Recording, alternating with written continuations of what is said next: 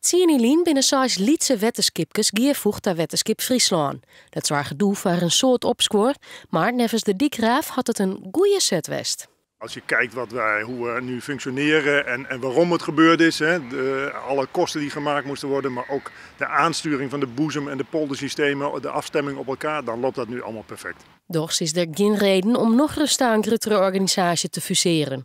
Wetterskip Friesland beheert al het grootste gebied van Nederland. Het Woudegemaal bij Lemmer is haast 100 jaar oud en is het boegbeeld van het wetterskip.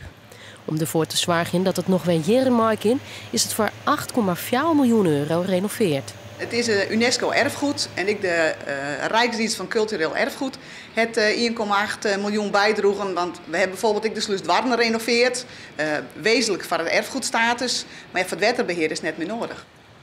Ja, hier in de machinehal waar we nu staan is een hele protte is gebeurd. Onder andere een van de grote stoommachines is renoveerd. Daar zijn alle lagers van vervangen. Een hele grote, secure klus. Daar ben we heel hier mee bezig geweest.